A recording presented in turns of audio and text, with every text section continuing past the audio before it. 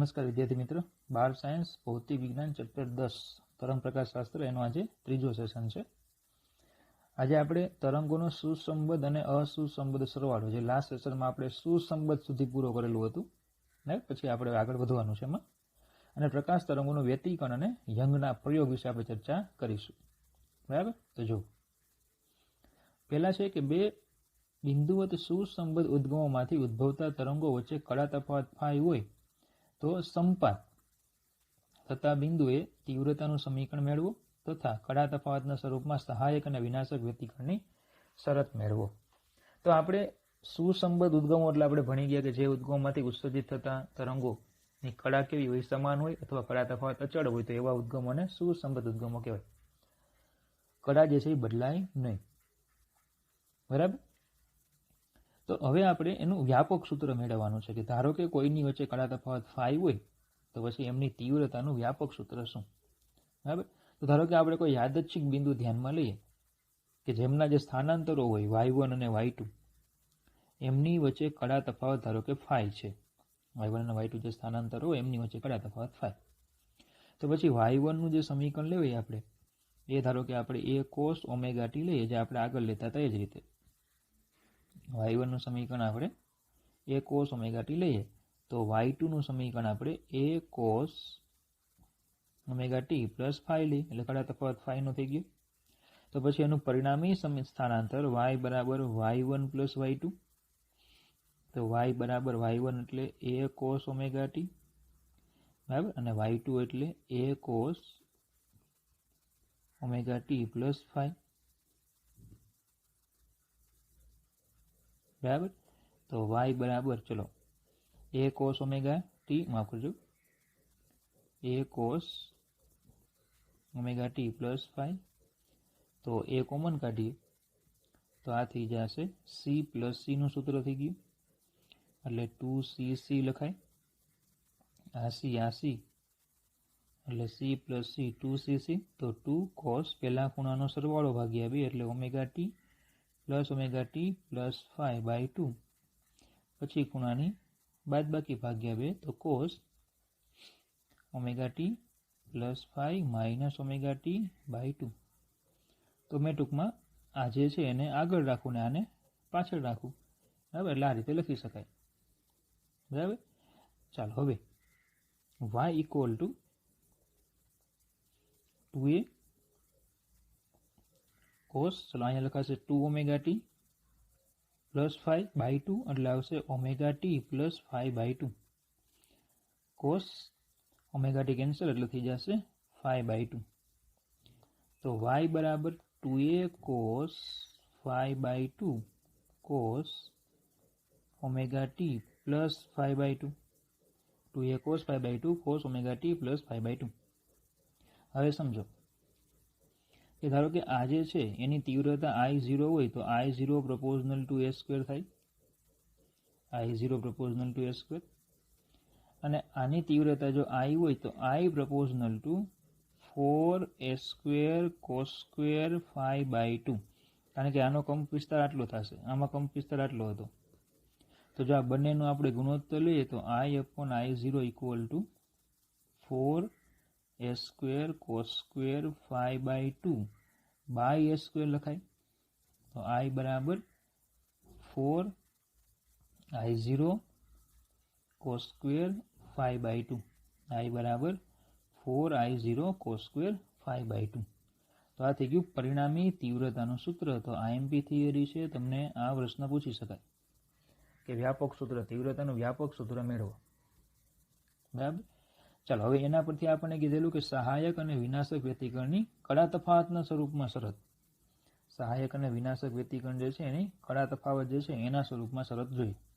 તો જો આપણું સમીકરણ આવ્યું I બરાબર I0 cos square phi by 2, આપજો I બરાબર 4I0, I બરાબર 4I0 cos square phi by 2.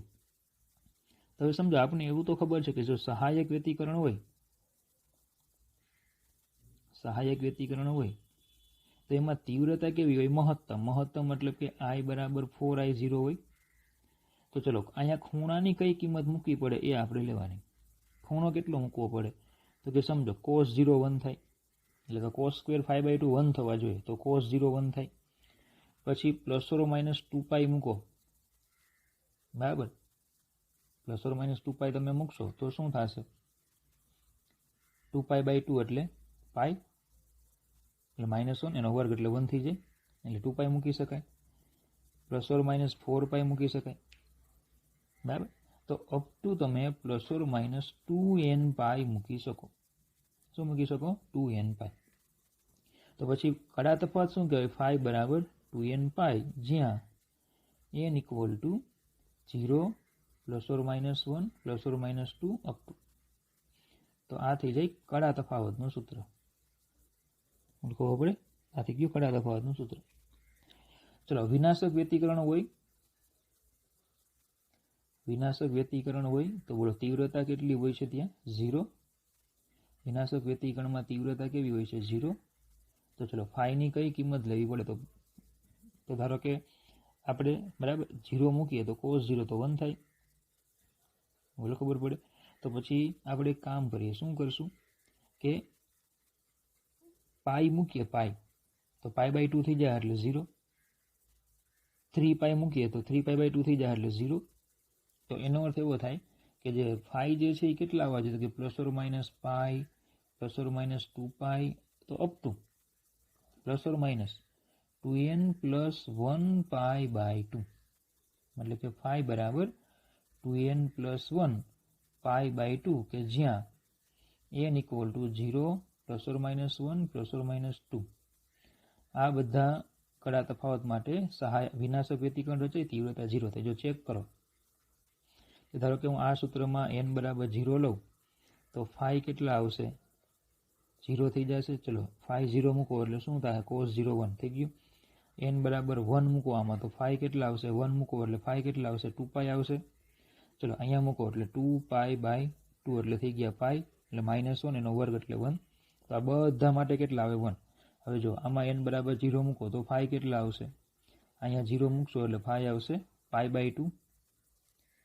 બોલો ખબર પડે. n બરાબર 0 તમે મૂકશો ત્યાં એટલે ફાઈ કેટલા આવશે? ત્યાં માફ કરજો, અહીંયા π/2 નહીં પણ પાઈ, બરાબર, પાઈ. જો હવે n બરાબર 0 મૂકો એટલે શું આવશે? n બરાબર 0 મૂકશો એટલે પાઈ થશે. બોલો ખબર પડે. n બરાબર 0 મૂકો એટલે પાઈ કેટલા થાય? પાઈ થાય. હવે આ પાઈને અહીંયા મૂકો એટલે π/2 થાય, એટલે બોલો 0 થઈ જાય. પછી n બરાબર 1 મૂકો એટલે શું થશે? ફાઈ બરાબર અહીંયા 1 મૂકો એટલે શું થશે? 3π. ચલો, અહીંયા મૂકશો એટલે 3π/2 થશે, એટલે તીવ્રતા કેવી થઈ જશે? 0. તો આ બધા કિસ્સામાં તીવ્રતા થઈ જશે મહત્તમ, અને આ બધા કિસ્સામાં તીવ્રતા થઈ જશે 0. તો જેવી રીતે આપણે પદ તફાવતના સૂત્રો હતા, બરાબર, પદ તફાવતના સૂત્રો હતા, અહીંયા n લેમ્બડા હતું, અહીંયા હતું 2n + 1 λ/2 હતું. તો એને અનુરૂપ આ શેના સૂત્રો થઈ ગયા? કડા તફાવતના. ખબર પડે. જેવી રીતે પદ તફાવતના સૂત્રો હતા એવી રીતે આપણને સહાયક અને વિનાશક વ્યતિકરણના કડા તફાવતના સૂત્રો મળે, બરાબર. ચાલો, હવે કેટલીક બાબતો યાદ રાખવાની છે કે જો બે ઉદ્ગમો સુસંબદ્ધ હોય તો કોઈ પણ બિંદુ આગળ કડા તફાવત સમય સાથે બદલાતો નથી, આપણને ખબર છે. તો આથી તરંગોની સ્થિત વ્યતિકરણ ભાત જોવા મળે છે. કેવી ભાત જોવા મળે? સ્થિત વ્યતિકરણ. ચલો, સ્થિત વ્યતિકરણ તમે ભણી ગયા છો. આપણે તરંગોમાં 11મા ધોરણમાં દોરીમાં આવા સ્થિત તરંગો ભણી ગયા હતા. સ્થિત તરંગો ભણી ગયા હતા કે ભાઈ આ બિંદુ જે છે એને આપણે પ્રસ્પંદ બિંદુ કહેતા અને આપણે નિસ્પંદ બિંદુ કહેતા. તો આ બિંદુ છે એ કાયમ માટે 0 રહીએ. આ બિંદુ છે ત્યાં કણોનો કંપ વિસ્તાર કાયમ માટે કેવો રહેતો? મહત્તમ રહેતો, બરાબર. તો એની જેમ જ આ જે છે, જો પ્રકાશના તરંગ હોય તો પછી આને કહેવાય મહત્તમ પ્રકાશિત, બરાબર. અને બિંદુને કયું કે મહત્તમ પ્રકાશિત. અહીંયા તીવ્રતા કેવી? 0, મતલબ કે અપ્રકાશિત. ખબર પડે. તો આપણે જોવા શું મળશે અહીંયા? તો કે પ્રકાશિત, અપ્રકાશિત, પ્રકાશિત, અપ્રકાશિત, પ્રકાશિત, અપ્રકાશિત ટપકાઓ જોવા મળશે. શું જોવા મળશે આપણને? આવા ટપકાઓ જોવા મળશે. જે આપણો પડદો છે એ પડદા ઉપર આપણને શું જોવા મળશે? ટપકા જોવા મળશે. તેને કારણે પેલા જે ઉદ્ગમો હતા આપણા S1 અને S2 ઉદ્ગમ, જો પ્રકાશના ઉદ્ગમો હોય અને સામે જો હું પડદો રાખું તો તો પડદા ઉપર મને આવા પ્રકાશિત અને અપ્રકાશિત શું જોવા મળશે? ટપકા જોવા મળશે. કેવા ટપકા જોવા મળે? દાખલા તરીકે પહેલાં છે ને રંગોળી કરતા બધા. તે રંગોળીમાં શું કરતા? તો કે એક પુઠ્ઠું લેતા, એ પુઠ્ઠામાં છે ને છિદ્રો પાડી દેતા, કારણ કે ત્યારે મીંડાવાળી રંગોળીની બરાબર વધારે પેટર્ન વપરાતી. છિદ્રો પાડી દેતા, પછી એમાં રંગ નાખી દઈએ અને પછી પુઠ્ઠું લઈ લઈએ એટલે શું થાય? ત્યાં આવી રીતે ટપકાઓ થઈ જાય. તો જેવા ટપકાઓ આપણને આમાં જોવા મળે એવા સેમ ટપકાઓ આપણને પડદા ઉપર જોવા મળે. કે બે ઉદ્ગમો તમે સાથે રાખો એટલે સામે પડદા ઉપર તમને આ રીતે પ્રકાશિત અને અપ્રકાશિત ટપકાઓ દેખાય. બરાબર?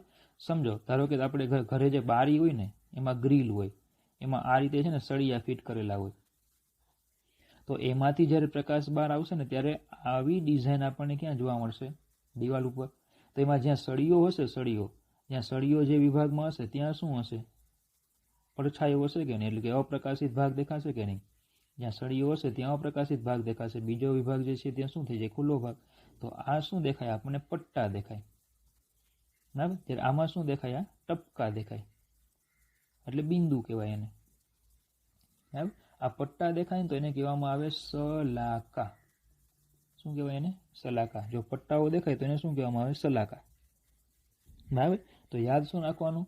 કે વ્યતિકરણની વાત એ શું છે? સ્થિત વ્યતિકરણ છે. કેવું વ્યતિકરણ છે? સ્થિત, જે સમય પર આધારિત નથી. એટલે જે બિંદુ પ્રકાશિત છે કાયમ માટે પડદા ઉપર પ્રકાશિત જ રહેશે, અને જે બિંદુ અપ્રકાશિત છે કાયમ માટે અપ્રકાશિત જ રહેશે, કારણ કે કણોનો કંપ વિસ્તાર બદલાતો નથી. બધી ખબર આટલી? ઓકે, ચાલો એની પછી સૂત્રો, દાખલા અને MCQ માટે. તો સહાયક વ્યતિકરણ હોય, પદ તફાવત n લેમ્બડા, કડા તફાવત 2n પાઈ. બરાબર? n = 0, 1, 2, 3. ક્લિયર? વિનાશક વ્યતિકરણ હોય તો પદ તફાવત 2n - 1 λ/2 અને કડા તફાવત 2n - 1 પાઈ, n = 1, 2, 3. હવે જો તમને એમ થાય સર આપણે તો સૂત્રો અલગ ભણ્યા છીએ, કે આપણી બુક જે છે બુકમાં આપણને પથ તફાવતનું સૂત્ર શું આપ્યું છે? પથ તફાવત. પદ તફાવતનું સૂત્ર આપણને એમાં આપ્યું છે 2n + 1 λ/2. હમણાં જો આપણે અહીં લીધું છે 2n + 1 આપેલા હતા એમાં. બરાબર? 2n + 1 λ/2 સૂત્ર આપ્યું હતું, અને n ની કિંમત ક્યાંથી સ્ટાર્ટ કરતા? એ લોકો 0, 1, 2, 3 થી સ્ટાર્ટ થાય. ખબર? તો n = 0 મૂકો ને, n = 0, તો એને કહેવામાં આવે પ્રથમ ક્રમની અપ્રકાશિત સલાકા. n = 0 એટલે પહેલો નંબર કહેવાય, તો એને કહેવામાં પ્રથમ ક્રમની અપ્રકાશિત સલાકા. તો ચલો n = 0 મૂકો તો મને પદ તફાવત કેટલો મળે? આમાં 0 મૂકો એટલે પદ તફાવત λ/2 મળે. હવે એની જગ્યાએ બરાબર મેં શું કીધું તમને? કે પથ તફાવત જે છે, પદ તફાવત દાખલા અને MCQ માટે તમારે 2n - 1 λ/2 સૂત્ર યાદ રાખવાનું. n ની કિંમત 1 થી સ્ટાર્ટ કરવાની, 1, 2, 3 અપ ટુ. એની કિંમત ક્યાં સ્ટાર્ટ થાય? 1 થી સ્ટાર્ટ થાય. તો આ 1 જે છે એ મૂકી આપણે n = 1 મૂકીએ તો પછી આ સૂત્ર પ્રમાણે આપણને પ્રથમ ક્રમની અપ્રકાશિત મળે. પ્રથમ ક્રમની અપ્રકાશિત સલાકા મળે. ક્યારે? n ની કિંમત આપણે 1 મૂકીએ તો. ચલો 1 મૂકો, પદ તફાવત કેટલો આવશે? અહીંયા 1 મૂકો એટલે શું થઈ જશે? λ/2 થઈ જશે. તો બંને કેવા આવ્યા? ઇક્વલ જ આવ્યા. પણ હું શું કામ આ સૂત્ર યાદ રાખવાનું કહું છું? એટલા માટે કહું છું કે તમને જે સલાકા આખી જોવા મળશે આવી રીતે, જે હમણાં આગળ આપણે વાત કરી, કે તમને પડદા ઉપર જે સલાકાઓ દેખાશે, આ જે પડદા ઉપર જે પટ્ટાઓ તમને દેખાય, એ પટ્ટાઓમાં શું હશે? કે ભાઈ કેટલીક જે છે એ પ્રકાશિત હશે, કેટલીક અપ્રકાશિત હશે. એટલે આ પ્રમાણે આખી તમને સલાકાઓની લાઈન દેખાશે. કેટલાક પટ્ટાઓ પ્રકાશિત દેખાશે, કેટલાક પટ્ટા અપ્રકાશિત દેખાશે, એવું. બરાબર? દાખલા તરીકે સમજો કે જે અપ્રકાશિત હોય એને આપણે બ્લેક કલર કરી દઈએ, તો આ અપ્રકાશિત છે, ધારો કે આ અપ્રકાશિત છે, આ અપ્રકાશિત છે. તો સમજો તમે n = 0, તમે આમાં n = 0 મૂકશો, n = 0 એટલે પદ તફાવત કેટલો થશે? 0. n = 0 મૂકશો તો પદ તફાવત કેટલો થશે? 0. બરાબર? અને કડા તફાવત કેટલો થશે? 0. તો n ઇક્વલ ટુ 0 તમે મૂકો ને એટલે જે શલાકા આવે એ પ્રકાશિત આવે, એને કહેવામાં આવે શૂન્ય ક્રમની પ્રકાશિત શલાકા. શલાકા કેવી પ્રકાશિત હોય એને શું કહેવાય? શૂન્ય ક્રમની પ્રકાશિત શલાકા. બરાબર.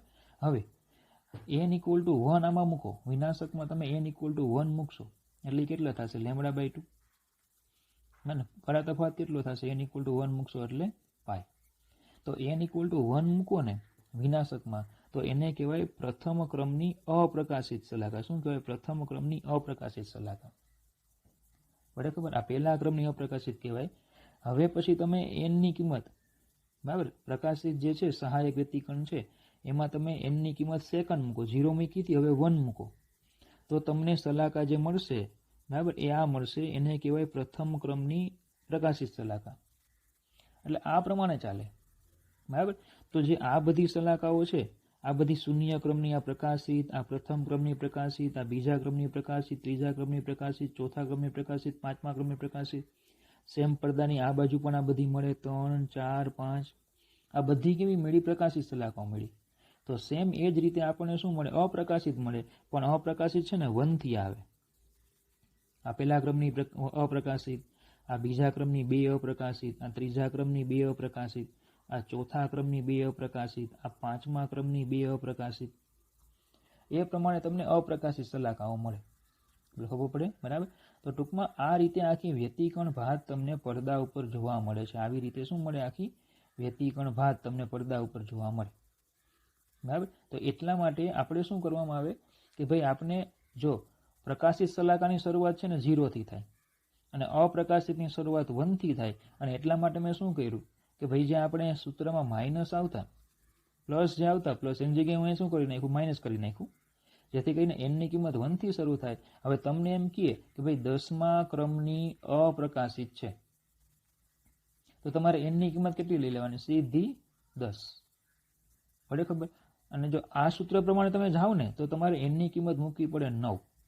એટલે એવા લોચા ન પડે એટલા માટે 10મા ક્રમની અપ્રકાશિત, તો આ સૂત્રમાં n બરાબર 10 લઈને જ દાખલો ગણવાનો. તો હું દાખલા ગણતી વખતે MCQ માટે હું આ સૂત્રોને ફોલો કરીશ. આમાં તો કંઈ પ્રોબ્લેમ છે જ નહીં.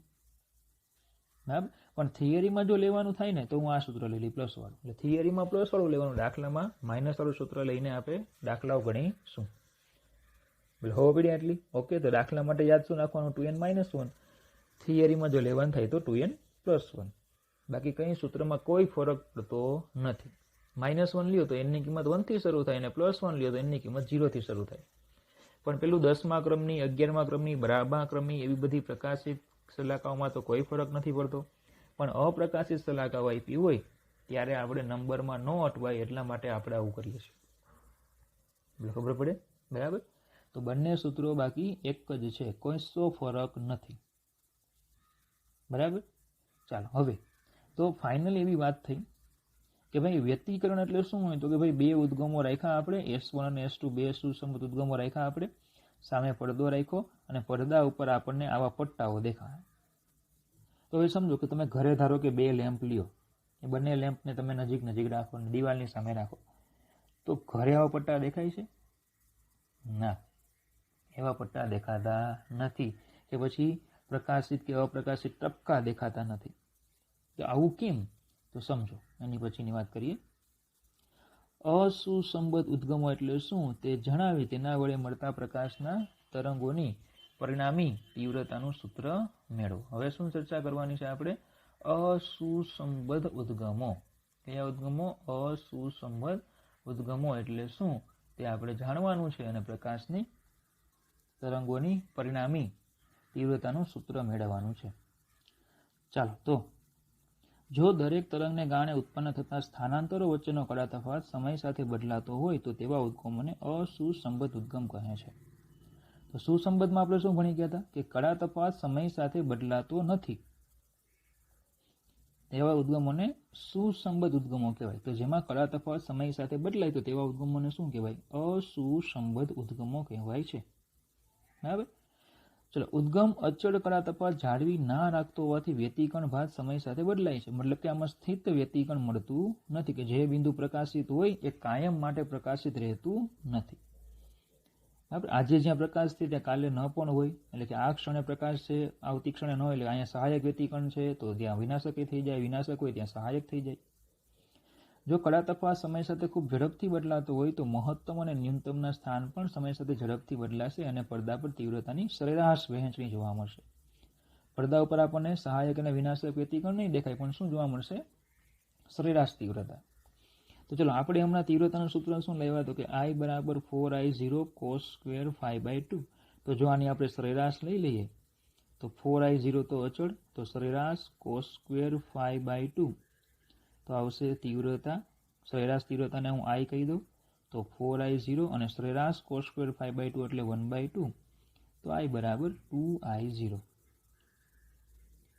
બરાબર. તો હવે એનો મતલબ એવો થાય કે પેલું જે તરંગ હતું એની તીવ્રતા I0 હતી, બીજું હતું એની તીવ્રતા I0 હતી, તો પરિણામીની તીવ્રતા કેવી થઈ? I0 plus I0 equal to 2I0. તો અસુસંબદ્ધ ઉદ્ગમોના કિસ્સામાં સ્વતંત્ર તરંગોની તીવ્રતાઓ એકબીજામાં માત્ર ઉમેરાય છે. શું થાય? તીવ્રતાઓ એકબીજામાં માત્ર ઉમેરાય. તો મેં તમને હમણાં આગળ શું કીધું કે સર મારી ઘરે 2 લેમ્પ છે, હું બંને લેમ્પને દિવાલની સામે રાખું અને ચાલુ કરું તો મને એમાં સહાયક કે વિનાશક વ્યતિકરણ જોવા મળતું નથી. બરાબર. ખાલી થાય શું કે એક લેમ્પ ચાલુ હોય ત્યારે દિવાલ ઉપર કંઈક ઓછો પ્રકાશ હોય, બીજો લેમ્પ ચાલુ કરો પ્રકાશ વધે. તો ખરેખર શું થાય છે કે એક લેમ્પ હોય એટલે I0 હોય, તો 2 લેમ્પ ભેગા થઈ ગયા, તીવ્રતા કેવી થઈ ગઈ? દિવાલ ઉપર 2I0 થઈ ગઈ. મતલબ કે શું થઈ? તીવ્રતા વધી ગઈ. તીવ્રતા શું થઈ ગઈ? વધી ગઈ. બોલે ખબર પડે? બરાબર. તો તમને કેમ શું સહાયક અને વિનાશક વ્યતિકરણ નથી જોવા મળતું? તો એટલા માટે નથી જોવા મળતું કારણ કે આપણા જે લેમ્પ જે છે ને, ઘરમાં જે ઉદ્ગમો છે ને, લેમ્પ છે, ટ્યુબલાઇટ છે, ટોર્ચ છે, આ બધા અસુસંબદ્ધ ઉદ્ગમો છે. કેવા ઉદ્ગમો છે? બધા અસુસંબદ્ધ ઉદ્ગમો છે, સુસંબદ્ધ નથી. અને પરિણામે આપણે માત્ર સરેરાશ તીવ્રતા જોઈ શકીએ છીએ, પ્રકાશિત કે અપ્રકાશિત ટપકાઓ જોઈ શકતા નથી.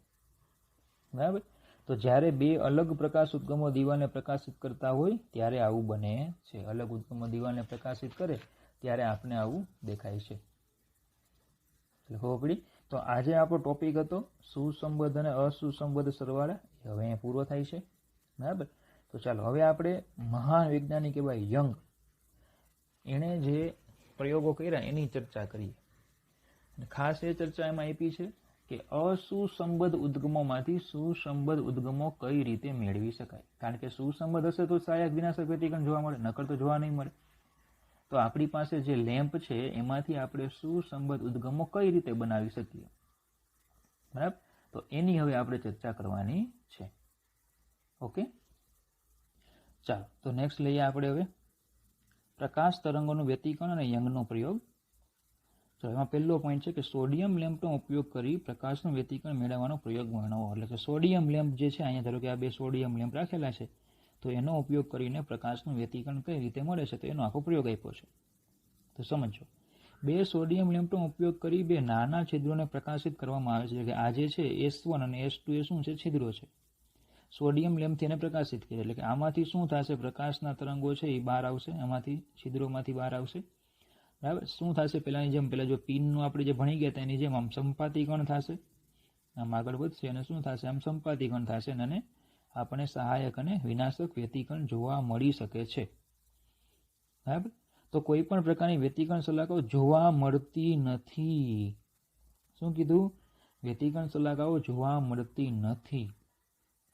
કારણ કે સોડિયમ લેમ્પમાંથી ઉત્સર્જિત પ્રકાશ તરંગ 10⁻⁹ સેકન્ડના સમયગાળામાં ત્વરિત કળા તફાવત અનુભવતા હોય છે. મતલબ કે એનો કળા તફાવત ચાલુ હોય છે, કળા તફાવત અચળ નથી. તો એનો મતલબ કે આ જે સોડિયમ લેમ્પ છે કયા ઉદ્ગમો હશે? સોડિયમ લેમ્પ છે એ અસુસંબદ્ધ ઉદ્ગમો હશે અને પરિણામે આપણને પડદા ઉપર વ્યતિકરણ ભાત જોવા મળતી નથી. આમ 2 સ્વતંત્ર ઉદ્ગમોમાંથી આવતા પ્રકાશ તરંગો માટે કોઈ ચોક્કસ કળા સંબંધ જળવાતો નથી. કળા સંબંધ એટલે કે કળા તફાવત ચોક્કસ જળવાતો નથી ને તેથી તે અસુસંબદ્ધ હશે. ઉદ્ગમો કેવા હશે? અસુસંબદ્ધ. જ્યારે આવું બને ત્યારે પડદાની તીવ્રતા એકબીજામાં ફક્ત ઉમેરાય છે. જે આપણે હમણાં વાત કરી તે I0 plus I0 equal to 2I0. બરાબર. ખાલી શું થાય છે? ઉમેરાય છે. ખબર પડી? તો ચલો આટલું તમને આપ્યું છે આમાં. ઓકે, તો ટૂંકમાં સોડિયમ લેમ્પનો ઉપયોગ કરીને આપણે વ્યતિકરણ મેળવી શકતા નથી. બરાબર? તો ચલો હવે વ્યતિકરણ કઈ રીતે મળે તો સમજો. તો એના માટે યંગે કંઈક આવો પ્રયોગ કર્યો છે. યંગ નામના વૈજ્ઞાનિકે આવો પ્રયોગ કર્યો છે, થોમસ યંગ, કે એને શું કર્યું કે અહીંયા ધારો કે એક પ્રકાશ ઉદ્ગમ છે એસ, એ અસુસંબદ્ધ છે. એમાંથી જે તરંગો ઉત્પન્ન થાય એની સામે કંઈ પૂઠું રાખ્યું.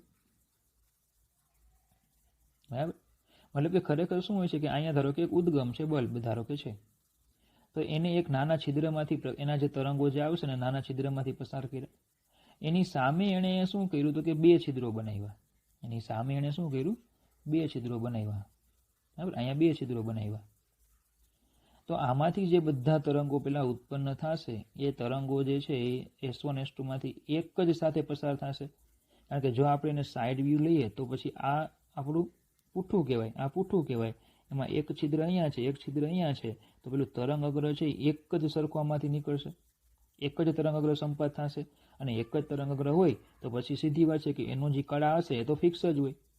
એની જે કળા છે એ ફિક્સ હશે.